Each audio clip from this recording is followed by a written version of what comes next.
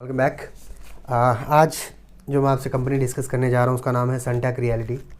नाम से ही क्लियर है कि ये कंपनी रियल एस्टेट से रिलेटेड है। रियल एस्टेट यानी कि घर, फ्लैट, बिल्डिंग्स बना बनाकर रिटेल में उसको बेचना। सनटेक रियलिटी इस समय ऑलमोस्ट 480-470 पे ट्रेड कर रहा है। फ्यूचर इसका अच्छा नज़र आ रहा है, तो अगर आप इन्वेस्टमेंट करना चाहें तो इसके अंदर इस समय कर सकते हैं लॉन्ग टर्म स्ट्रेटेजी के साथ। आगे बढ़ने से पहले मैं क्लियर कर दूं कि मैं सेबी रजिस्टर्ड एडवाइज़र नहीं हूं। मैं जस्ट अपना ओपिनियन शेयर करता हूं। मेरे पास कोई अथॉरिटी नहीं है कि मैं आप लोगों को ज्ञान दूं कि आपको कहाँ इन्वेस्ट करना है, कहाँ नहीं करना। बट मैं थोड़े कंपनी के इनसाइट्स आपके साथ डिस्कस कर सकता हूं जो कि पब्लिक डोमेन में ईजिली अवेलेबल है। अगर वीडियो में कोई डेटा या फैक्ट गलत हो जाए तो आप कमेंट में सही कर देना, बट चांसेस कम है क्योंकि फैक्ट और डेटा से ज़्यादा इंपॉर्टेंट होता है कंपनी का प्रॉस्पेक्ट। PPP, प्रॉस्पेक्ट, प्रोडक्ट और प्रमोटर। कंपनी के प्रमोटर्स जो भी हैं, 2000 में उन्होंने ये कंपनी स्टार्ट की और आज 2024 चल रहा है, तो यानी अगर 24 साल पुरानी कंपनी है। और इस कंपनी की खासियत ये है कि MMR यानी मुंबई के metropolitan region, Mumbai metropolitan region के अंदर ये कंसंट्रेटेड कंपनी है। प्रमोटर पॉइंट ऑफ व्यू से कंपनी अच्छी है, मजबूत है। प्रमोटर्स ने इस कंपनी के अंदर इस समय ऑलमोस्ट 67% स्टेक, 63% स्टेक होल्ड किया हुआ है। सितंबर 23 के कंपैरिजन में दिसंबर 23 में शेयर होल्डर्स ने अपना स्टेक थोड़ा सा बेचा है। लेकिन अगर आप ऑब्ज़र्व करेंगे डीप के अंदर जाके, तो आप पाएंगे कि इस समय अगर कोई कंपनी का प्रमोटर अपना स्टेक शेड कर रहा है, अपना स्टेक बेच रहा है कंपनी में, तो इसका कारण ये नहीं है कि उसको कंपनी पे ट्रस्ट नहीं है। इसका एक कारण ये भी है कि इस समय वैल्यूएशन लोगों को लग रहा है कि अच्छा मिल रहा है, और जिस कंपनी के एम्बिशंस होते हैं उन कंपनीज़ को कंपनी के ही काम के लिए पैसे की ज़रूरत भी होती है। तो अगर प्रमोटर स्टेक बेच भी रहे हैं तो उस पैसे से वो कर क्या रहे हैं वो भी इंपॉर्टेंट है बैलेंस शीट के अंदर एनालिसिस करते समय। इस कंपनी के काफ़ी ज़्यादा प्रोजेक्ट्स नहीं हैं, बहुत ज़्यादा लोकेशंस इस कंपनी ने नहीं ओपन किए हैं, बट इस कंपनी ने फिर भी 27,000 करोड़ के आसपास इन्वेंट्री अभी खड़ी की हुई है। और ये इन्वेंट्री मेजरली सिर्फ 6 जगहों से है। BKC, मुंबई के अंदर की बात कर रहा हूँ। जैसा मैंने कहा, कंपनी ऑलमोस्ट सिर्फ मुंबई में काम करती है। मुंबई के अलावा दुबई के अंदर इसके कुछ प्रोजेक्ट्स हैं या स्टार्ट होने वाले हैं, but majorly BKC, Bandra Kurla complex, Goregaon, Naigaon, Vasai, Mira road and Kalyan, ये एरिया है जहाँ पर ये कंपनी ऑपरेट करती है। BKC, बांद्रा कुर्ला कॉम्प्लेक्स मुंबई के अंदर एक ऐसा कॉमर्शियल हब है जहाँ पर ऑलमोस्ट हर बड़ी कंपनी का आपको ऑफिस या एक प्रेजेंस ज़रूर मिलेगी। रिलायंस ने अभी रिसेंटली जियो वर्ल्ड नाम की एक जगह, मतलब एक कल्चरल सेंट्रल टाइप का स्टार्ट किया है, वो भी BKC में है। नीता अंबानी का कल्चरल सेंटर है, वो भी BKC में है। इंडिया फर्स्ट का हेडक्वार्टर्स BKC में, बैंक ऑफ इंडिया का हेडक्वार्टर्स BKC में। बहुत सारी कंपनियां इस कमर्शियल हब के अंदर प्रेजेंस रखती हैं। भारत का एकमात्र एप्पल स्टोर, भारत का 125-140 करोड़ की जनता की आबादी का एकमात्र ऑफिशियल एप्पल स्टोर BKC के अंदर है। तो इससे आप समझ सकते हैं कि BKC की इम्पोर्टेंस क्या है। ये कंपनी BKC में अच्छे प्रोजेक्ट्स बनाकर, एलीट मतलब लग्जरी लेवल के प्रोजेक्ट्स बना रही है, बेच भी रही है। उसके बाद गोरेगांव भी आप समझते हैं। अगर आप मुंबई को जानते तो आप पाएंगे कि मुंबई में गोरेगांव की क्या इंपॉर्टेंस है। नायगांव, वसई, मीरा रोड, कल्याण थोड़ा सा आउटसाइड हो जाता है, उसमें भी नायगांव, कल्याण तो काफ़ी हो जाता है, बट फिर भी जैसा होता आया है किसी भी एक शहर के डेवलपमेंट में, शहर हमेशा बाहर की तरफ एक्सपैंड करते हैं। दिल्ली को आप देखेंगे तो दिल्ली पाएंगे, दिल्ली एवर ग्रोइंग दिल्ली है, दिल्ली कम नहीं हो रही, दिल्ली बढ़ रही है। इसी तरह जयपुर भी बढ़ रहा है, इसी तरह सूरत भी बढ़ रहा है, इसी तरह बड़ौदा भी बढ़ रहा है। सारे सिटीज़, टियर 1 टियर 2 की बात नहीं कर रहा, टियर 3 4 5 6 सिटीज़ अब एक्सपैंड कर रहे हैं। मुंबई अब अपनी अंदर की लिमिटेशंस को छोड़ के बाहर और बढ़ रहा है। अब अगर कंपनी मुंबई के ही हब के अंदर काम कर रही हो और उसको और छोटे बड़े कई प्रोजेक्ट्स मिल रहे हों और उस कंपनी के एम्बिशंस भी हों कि अपने जो इन्वेंट्रीज़ हैं या जितना भी इन्होंने इस समय फ्लैट्स या यूनिट्स बना के रखे हुए हैं, जितने हैं उससे डबल करने का एम्बिशन अगर ये कंपनी लेके चल रही है आने वाले 3 साल में, तो आप यकीन मानिए कंपनी का फ्यूचर प्रोस्पेक्ट मुझे अच्छा नज़र आता है। प्रमोटर्स मैंने बता दिया। प्रोडक्ट ये है कि ये रियल एस्टेट कंपनी है। रियल एस्टेट, अब रियल एस्टेट का प्रोडक्ट क्या होता है? रियल एस्टेट का प्रोडक्ट होता है कि घर, आप घर बना के बेच रहे हैं। मुंबई की प्रॉब्लम यह है कि मुंबई के अंदर ज़मीन प्लस घर नहीं बना के बेचा जा सकता। कारण यह है कि ज़मीन बहुत महंगी है, स्कार्स है, जगह बहुत शॉर्टेज है मुंबई में।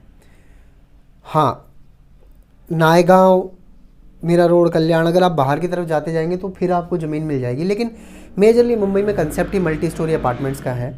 मुंबई जैसी जगहों पर सिक्योरिटी एस्पेक्ट्स या जो भी सिचुएशन है उसके अकॉर्डिंग ये कंपनी वही प्रोडक्ट आपको दे सकती है। और अगर ऑल इंडिया की रियल एस्टेट मार्केट को देखोगे तो दोनों तरह के मार्केट्स हैं, एक जहाँ पर डिमांड ज़्यादा है सप्लाई कम है, और एक जहाँ पर डिमांड कम है सप्लाई ज़्यादा है। अगर आप नोएडा, गुड़गांव, एनसीआर के रीजन्स की बात करेंगे, आउटसाइड जहाँ सड़क से कनेक्टिविटी दूर हो जाती है, वहाँ पाएंगे कि इन्वेंट्री ज़्यादा खड़ी है, लोग उतना आसानी से बेच नहीं पा रहे प्रोडक्ट को, अपने फ्लैट को। मुंबई की खासियत यह है कि मुंबई में फ्लैट्स या घर या रहने की एक छोटी सी जगह की भी डिमांड काफ़ी ज़्यादा रहती है। उसी प्रॉस्पेक्ट को अगर देखें तो ये प्रोडक्ट मुंबई के अंदर बहुत शानदार है।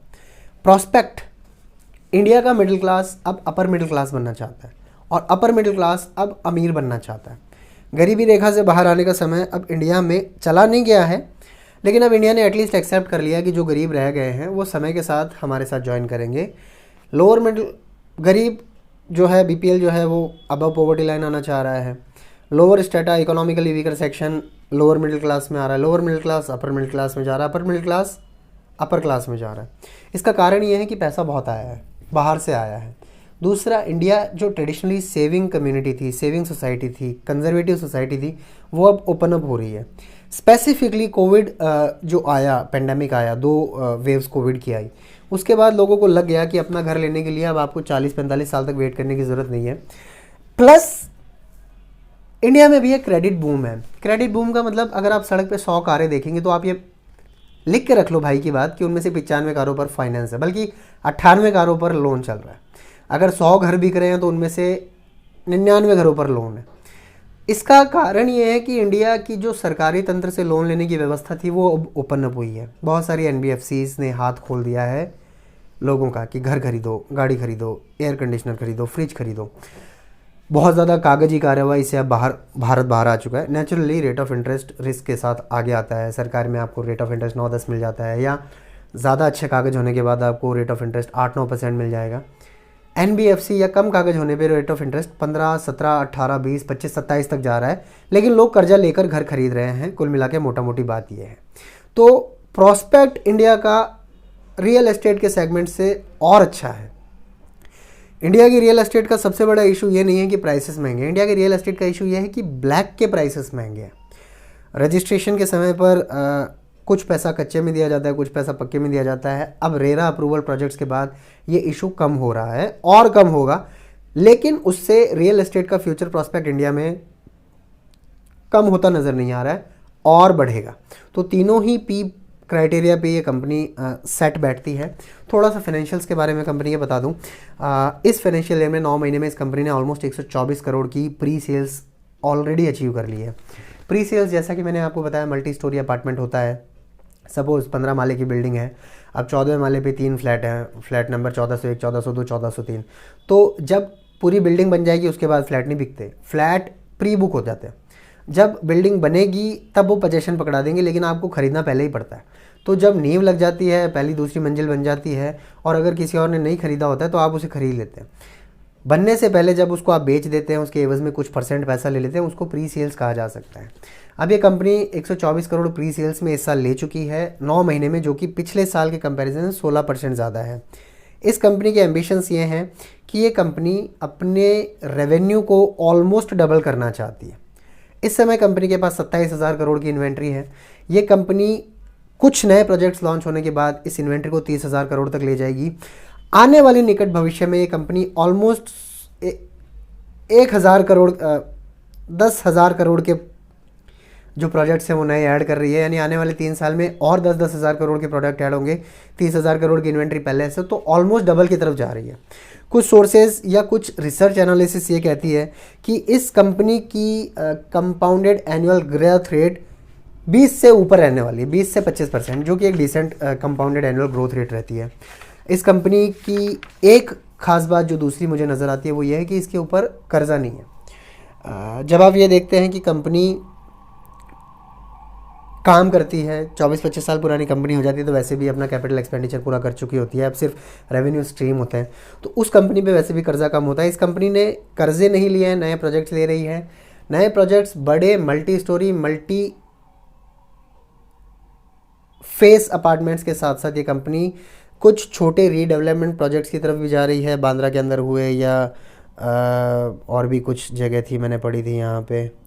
कहने का मतलब है मुंबई में रीडेवलपमेंट प्रोजेक्ट्स बहुत होते हैं और एक्टिवली जो भी कंपनी कंस्ट्रक्शन करेगी उसको रीडेवलपमेंट प्रोजेक्ट्स मिल ही जाएंगे। इसके साथ ही इस कंपनी के एक नई प्लस पॉइंट ये नज़र आया कि IFC जो कि वर्ल्ड बैंक की एक आर्म है, रिलेटेड टू वर्ल्ड बैंक है, उसके साथ इसका एक करार हुआ है, टाई अप हुआ है, जो कि अफोर्डेबल हाउसिंग स्कीम के तहत ऑलमोस्ट 12,000 घर ये मुंबई के अंदर, मुंबई मेट्रोपॉलिटन रीजन में बनाएंगे, जिसकी भी वैल्यू करीब 750 से 1,000 करोड़ के आसपास रहेगी। तो कंपनी का जो ऑर्डर बुक है, इन्वेंट्री है, या कंपनी के पास नए प्रोजेक्ट्स की संभावना है, पाइपलाइन प्रोजेक्ट्स की संभावना है, वो काफ़ी है। कंपनी एम्बिशियस है, कंपनी स्पेसिफिकली कॉन्सेंट्रेटेड काम कर रही है मुंबई के इलाके में, मुंबई के मेट्रोपॉलिटन रीजन में, दुबई में भी कुछ प्रोजेक्ट्स हैं। तो बहुत ज़्यादा छितराया हुआ बिज़नेस नहीं है, बहुत ज़्यादा कुछ सोचने वाली बात नहीं है। क्वालिटी ओवर क्वांटिटी है, ये क्वालिटी दे रहे हैं, उस क्वालिटी का पैसा है। किसी Tier 6 सिटी में आप 50 घर बेचो या मुंबई के अंदर आप 5 घर बेच लो, तो बात ऑलमोस्ट बराबर हो जाती है। प्रोमोटर स्टेक 63% पर है। DIIs अच्छा इसके अंदर रिस्पॉन्स दिखा रहे हैं। कंपनी लगातार प्रॉफिट जनरेट कर रही है। 2026 में अपने प्रॉफिट को 3 गुना तक ये कंपनी ले जा रही है, यानी अभी 103 करोड़ के आसपास एस्टिमेटेड है 2024 का फाइनेंशियल ईयर का प्रॉफिट, जो कि 2026 का जो एस्टिमेशन है वो 303 करोड़ तक का है। तो यानी 3 टाइम्स अपना प्रॉफिट आने वाले समय में ये कंपनी एनुअल बेस पर कर रही है। बहुत ही शानदार कंपनी हो सकती है। आप इस कंपनी को इन्वेस्टमेंट के नज़रिए से लॉन्ग टर्म स्ट्रेटजी के साथ डेफिनेटली कंसिडर कर सकते हैं। Thank you.